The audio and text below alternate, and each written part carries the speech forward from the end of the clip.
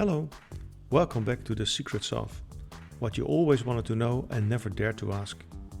The previous series was mainly about the abdomen and pressure. The topic of this series is the pelvis and pelvic girdle complaints. This first episode we asked the question, how can you actually get pelvic girdle complaints? Your pelvis is formed by both iliac bones and the sacrum. Posteriorly connected by two sacroiliac joints and anteriorly by the symphysis. The pelvis forms the connection between your trunk and legs. For a long time, the pelvis has been neglected as a possible source of complaints.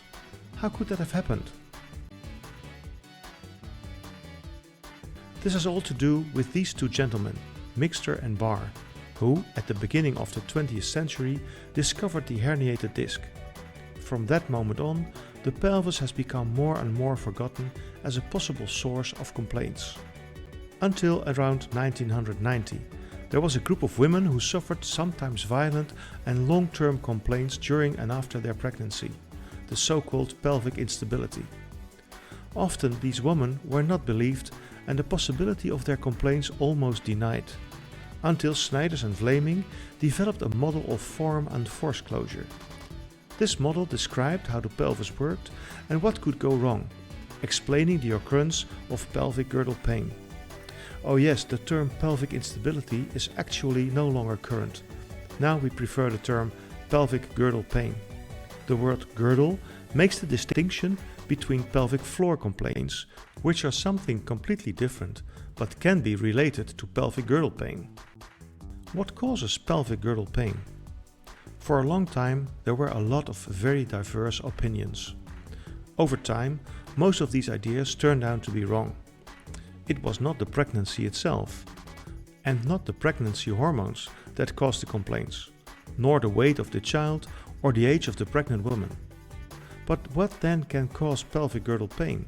Frankly, the cause has still not really been found.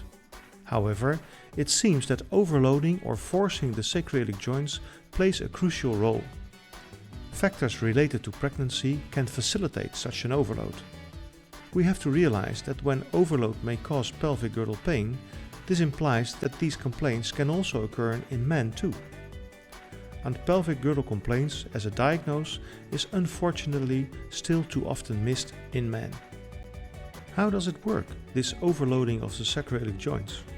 Well, this guy, the Norwegian scientist Age Indal, has shown by injecting saline solutions in pig SI joints that muscles depend on information from these joints for their activity. If sacroiliac joint information is disturbed, muscles will behave in a different way.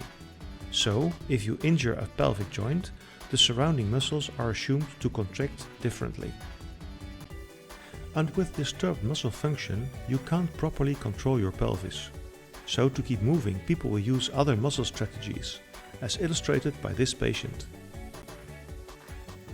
So as a pelvic patient, you can get into a vicious circle. An irritated sacroiliac joint affects muscle contraction patterns, and this may lead to early fatigue and joint overload. This overload causes joint irritation and so on. The circle is complete. For patients, it is not easy to get out of these vicious circles of overload.